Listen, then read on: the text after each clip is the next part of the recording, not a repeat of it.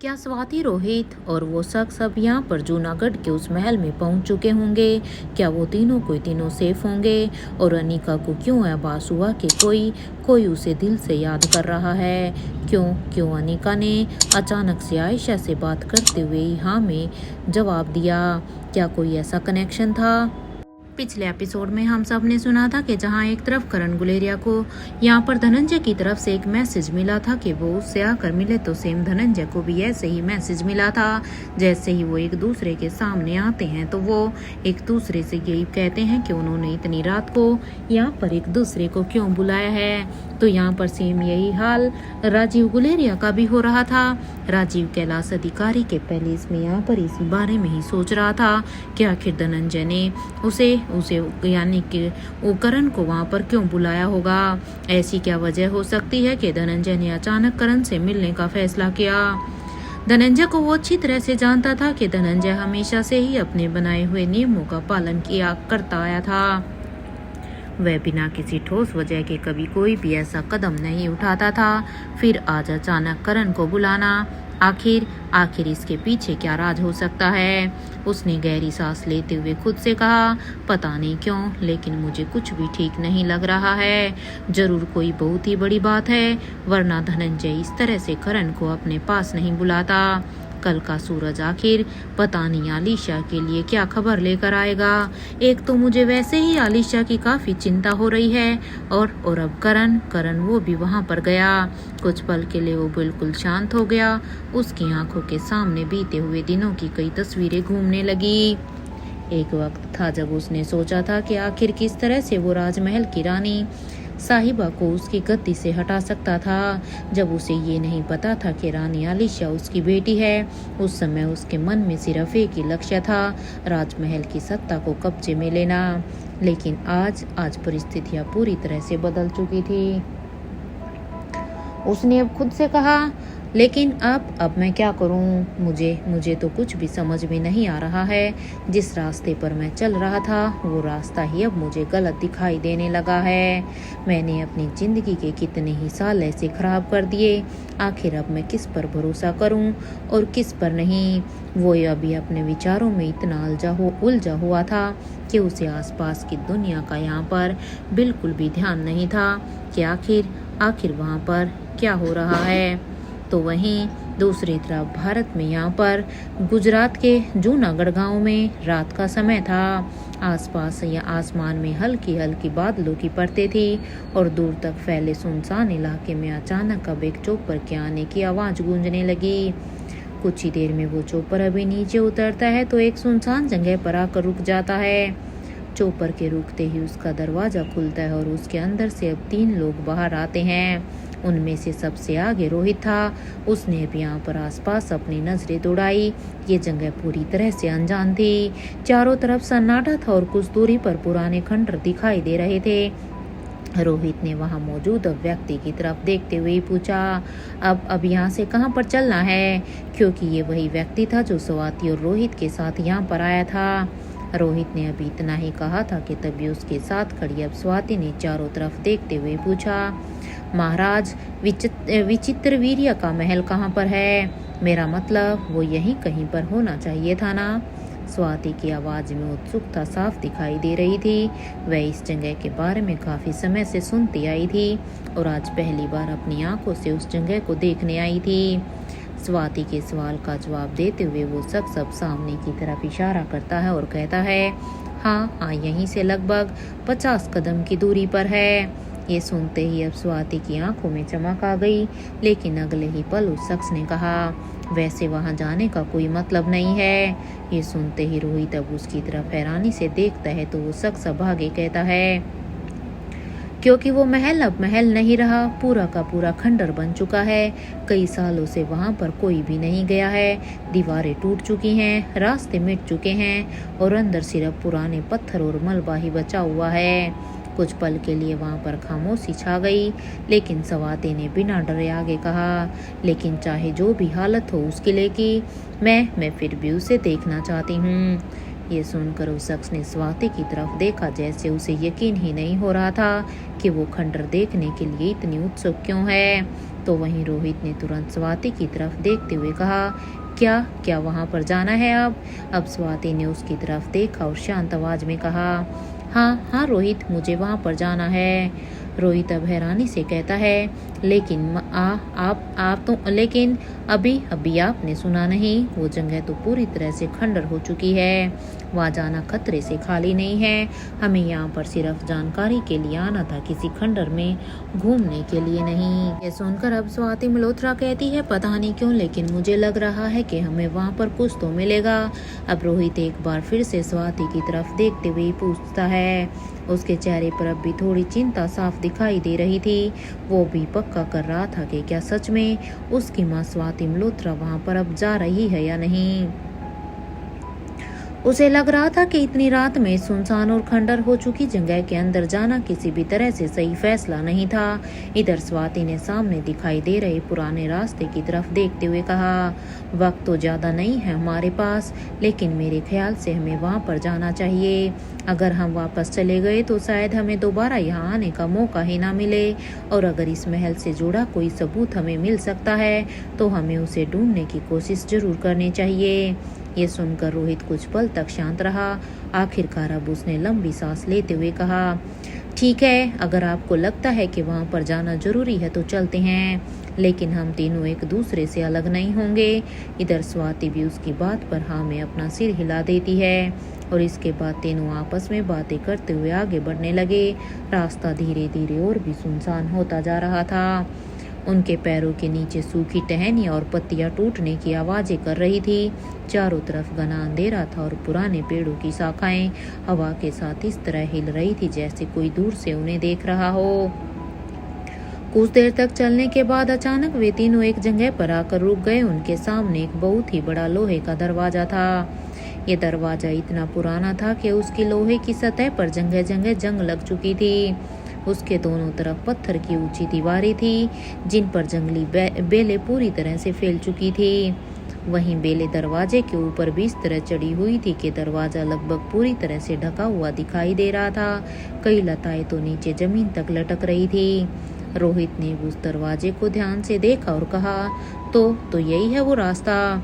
इसके आगे ही महाराज विचित्र वीर्य का पुराना महल होना चाहिए। और ये कहते हुए रोहित धीरे धीरे दरवाजे के पास पहुंचा। उसने अपना हाथ आगे बढ़ाया और जैसे ही वह दरवाजे को छूने वाला था तभी अचानक से स्वाति ने आवाज लगाई, रुक जाओ। ये सुनते ही रोहित वहीं पर ही अपने हाथ को रोक लेता है और पीछे मुड़कर स्वाति की तरफ देखने लगा। इधर स्वाति तेजी से उसकी ओर भी पास आई और अब गंभीर आवाज में बोली, देखो, यहाँ पर किसी भी चीज को ऐसे मत छूना, समझ गए। ये सुनते ही रोहित हैरानी से अब स्वाति की तरफ देखता है और कहता है, लेकिन क्यों? तभी स्वाति ने आसपास देखते हुए कहा, क्योंकि हमें नहीं पता है कि यहाँ आखिरी बार कौन आया था और कब आया था। अगर यहाँ कोई सबूत हुआ और हमने उसे अपने हाथों से छू लिया तो वो खराब हो सकता है और हमें बहुत ही सावधानी से काम करना चाहिए, क्योंकि यहाँ पर कोई केमिकल हमारे लिए जानलेवा भी हो सकता है। क्या पता यहाँ पर किसी ने उसे यूज किया हो। ये कहते हुए स्वाति अब अपनी जेब में हाथ डालती और वहाँ से अब अपनी जेब में एक जोड़ी दस्ताने निकाल कर लेकर आती है। उसने वे दस्ताने रोहित की तरफ बढ़ाते हुए कहा, ये लो, इसे पहन लो।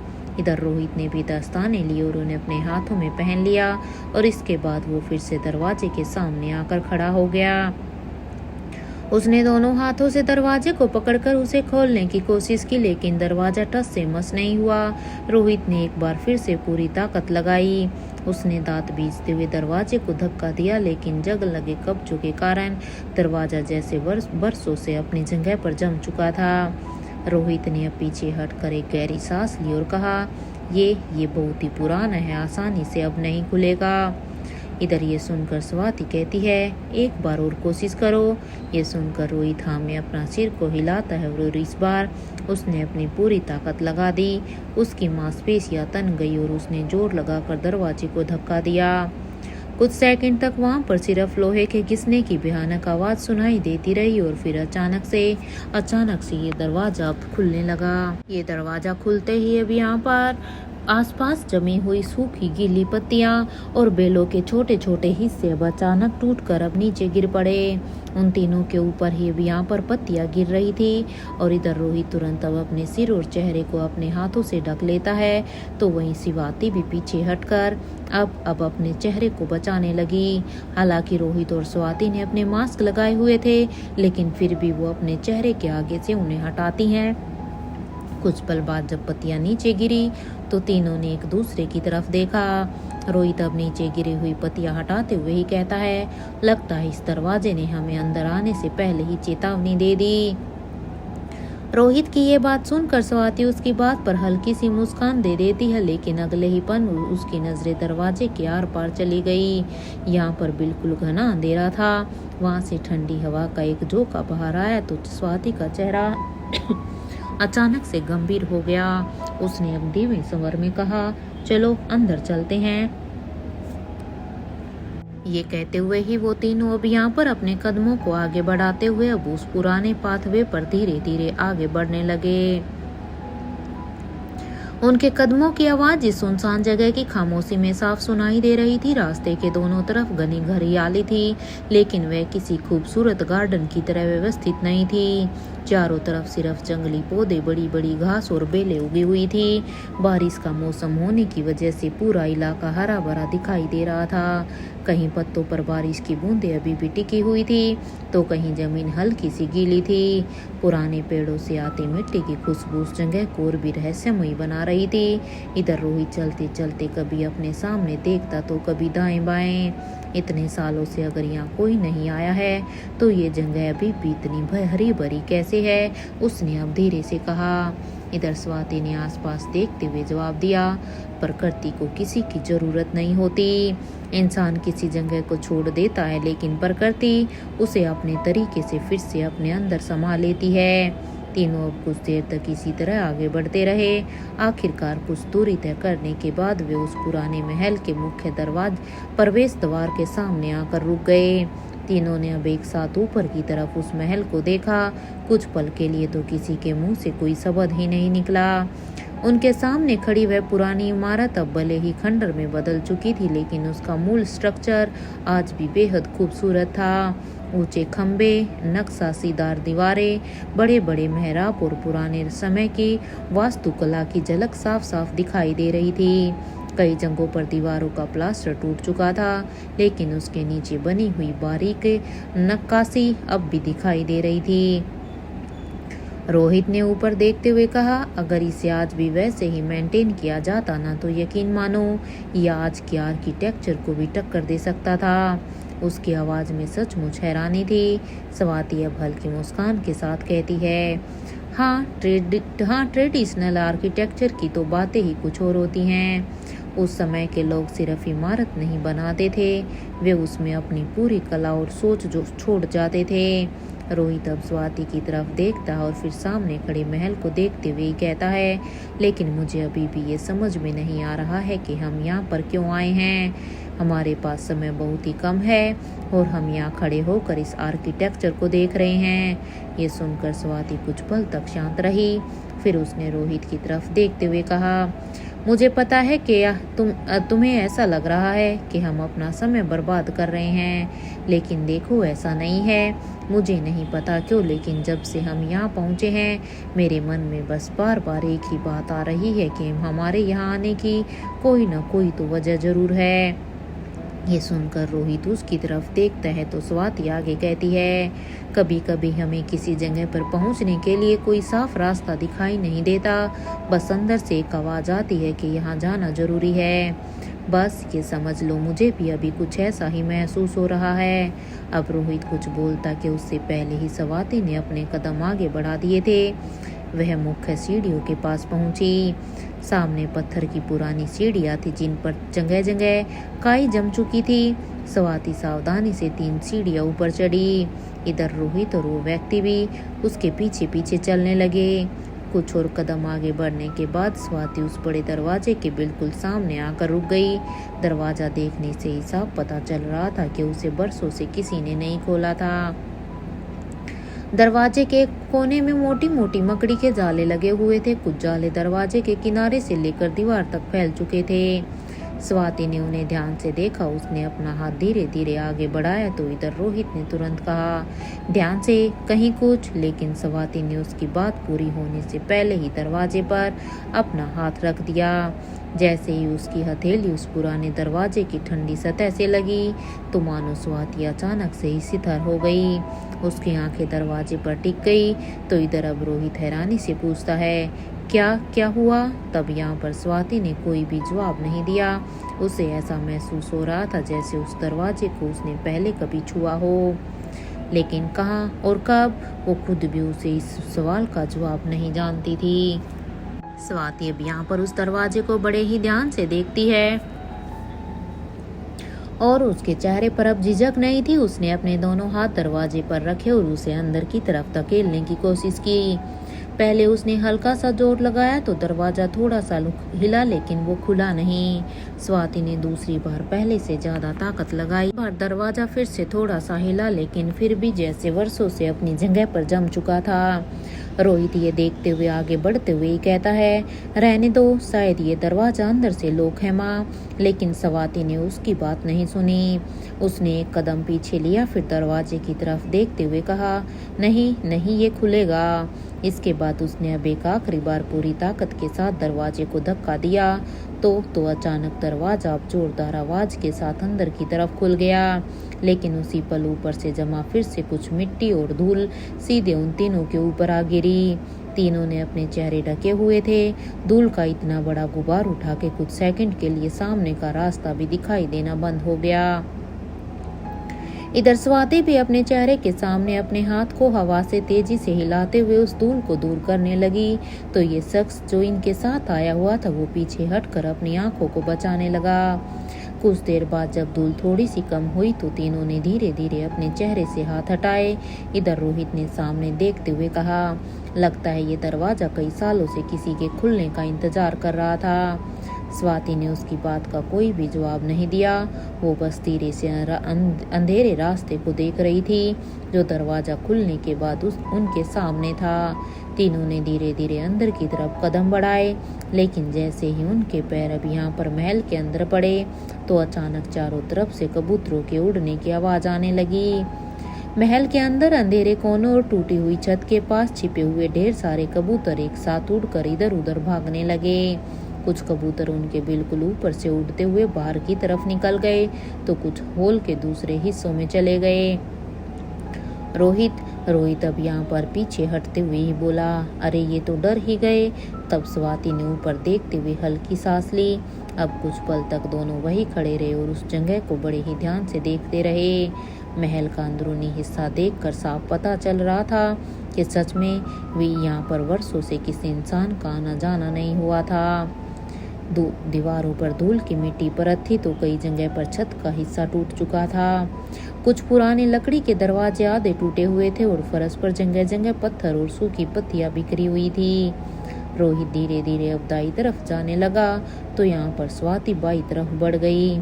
दोनों अलग अलग दिशाओं में उस पूरे हॉल को देखने लगे। रोहित ने अब एक टूटी हुई दीवार को देखते हुए कहा, यहाँ तो अब कुछ भी नहीं बचा। स्वाति ने सामने पड़े पुराने पत्थरों और टूटे हुए सामान को देखते हुए कहा, ऊपर से देखने पर तो ऐसा ही लगता है। वह कुछ कदम आगे बढ़ी। उसकी नजर एक पुराने कमरे के दरवाजे पर पड़ी। वो कुछ पल के लिए वहां पर रुक गई, लेकिन स्वाति ने अब धीरे से कहा, मुझे अब भी लग रहा है कि इस जगह के बारे में हमें कुछ ऐसा पता लगाना है जो अभी हमारी नजरों से छिपा हुआ है। रोहित ने उसकी तरफ देखा लेकिन अब कुछ नहीं कहा। दोनों काफी देर तक उस खंडर के अलग अलग हिस्सों को देखते रहे। हालांकि उस महल में अब लगभग कुछ भी नहीं बचा था, फिर भी वहाँ एक ऐसी चीज जरूर थी जिसके बारे में जानना उन तीनों के लिए बेहद जरूरी था। आखिरकार इतने वर्षों तक इस महल को वीरान क्यों छोड़ दिया गया था? और सबसे बड़ा सवाल कि महाराज विचित्रवीर्य के साथ आखिर ऐसा क्या हुआ था कि उनका महल आज सिर्फ एक खंडर बनकर रह गया। इधर कुछ देर बाद रोहित और स्वाति घूमते घूमते हॉल के बीचों बीच बने एक पुराने स्टेयरकेस के पास आकर खड़े हो गए। सीढ़ियां ऊपर की मंजिल की तरफ जा रही थी। सीढ़ियों पर भी धूल की मोटी परत जमी हुई थी और कई जगहों पर पत्थर टूट चुके थे। रोहित ने ऊपर की तरफ देखा और फिर स्वाति की तरफ देखते हुए पूछा, माँ यहाँ से बाहर चलें या फिर आपको अब और भी ऊपर जाना है? अब स्वाति ने तुरंत तो कोई भी जवाब नहीं दिया। उसने धीरे धीरे ऊपर जाती हुई उन सीढ़ियों की तरफ देखा और उसके मन में अब एक ही विचार चल रहा था, मुझे इस महल की एक एक चीज़ देखनी है। अगर हम यहाँ पर आए हैं तो मैं बिना पूरा सच जाने वापस नहीं जाऊंगी। मुझे सब कुछ देखना है। मुझे जानना है कि आखिर इस महल में ऐसा क्या हुआ था जिसकी वजह से ये जगह आज इस हालत में है। यही सब सोचते हुए स्वाति मल्होत्रा ने अपने कदम आगे स्टेयरकेस की तरफ बढ़ा दिए। तो वहीं धीरे धीरे सीढ़ियों पर अब उसने पैर रखा और ऊपर की तरफ चढ़ने लगी। हर कदम के साथ पुरानी सीढ़ियों से हल्की सी आवाज निकल रही थी। वहीं रोहित नीचे खड़ा होकर उसे हैरानी से देखता रह गया। वो भी यहाँ पर अपने मन में सोच रहा था कि आखिर स्वाति माँ क्या करना चाहती है। इधर स्वाति लगातार ऊपर बढ़ती जा रही थी। उसकी नजरें कभी सीढ़ियों पर जाती तो कभी ऊपर दिखाई दे रहे अंधेरे गलियारे पर।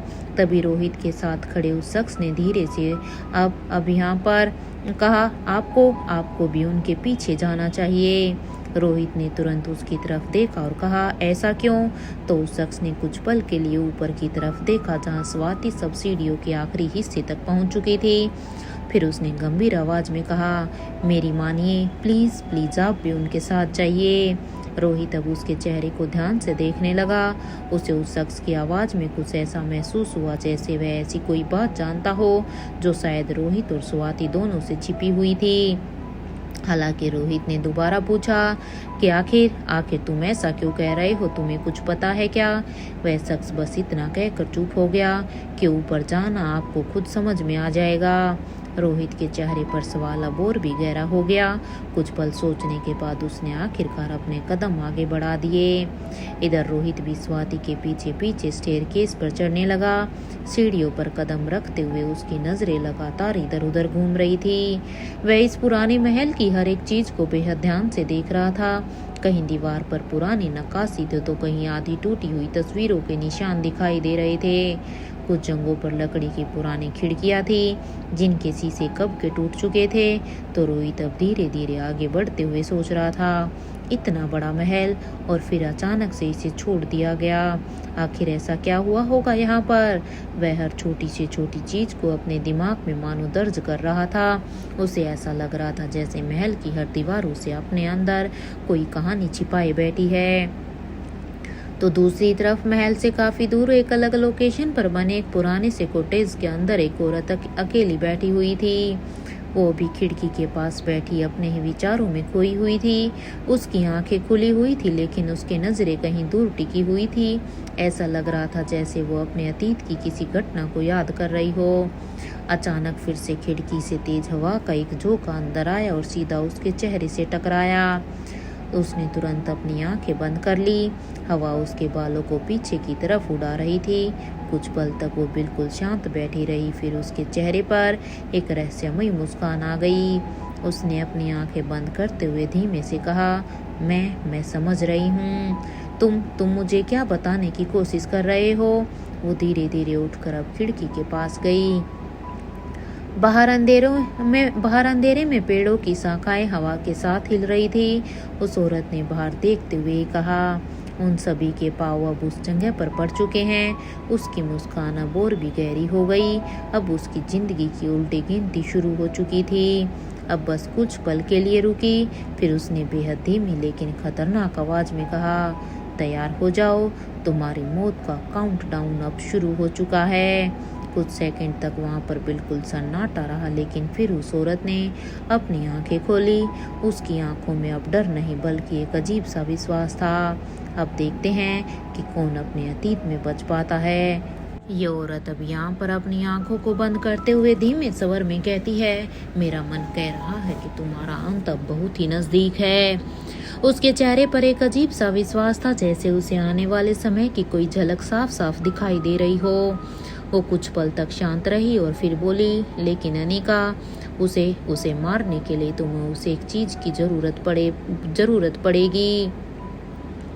और जब तक तुम उसे उठाने के काबिल नहीं बन जाती तब तक तुम उसे हरा भी नहीं सकती। उसकी आवाज़ में अब चिंता की हल्की सी झलक थी। अकेली अनिका उसे नहीं मार सकती, इसके लिए उसे ज़रूरत पड़ेगी। और इतना कहते ही अचानक वो फिर से खामोश हो गई। उसने अपनी बात पूरी नहीं की। कुछ देर तक वह वहाँ खड़ी रही। उसके चेहरे पर गंभीरता थी और उसकी आंखें सामने आसमान की तरफ टिकी हुई थी। फिर वो धीरे धीरे अपने कदम आगे बढ़ाने लगी। जैसे जैसे वो आगे बढ़ती गई उसके चेहरे पर एक अजीब सी शांति आती गई। उसने ऊपर आसमान की तरफ देखते हुए कहा, अगर मेरी बात तुम तक पहुंच रही हो तो जाओ, जाकर उसे बता दो कि उसकी मौत का दिन अब तय हो चुका है। अब हवा तेज हो गई। उसके बाल अब हवा में उड़ने लगे, लेकिन उसने अपनी नजरें आसमान से नहीं हटाई। अब उसे इस जीवन चक्कर से मुक्ति मिलने वाली है। मेरा अंश, मेरी अनिका उसे मारेगी। अब तैयार हो जाओ तुम। अब यहाँ पर उसकी आवाज़ पूरे वातावरण में गूंज उठी, क्योंकि इस बार अनिका तुम्हारे सामने तुम्हारी मौत बनकर खड़ी होगी और इस बार कोई भी तुम्हारी मौत को नहीं रोक सकता।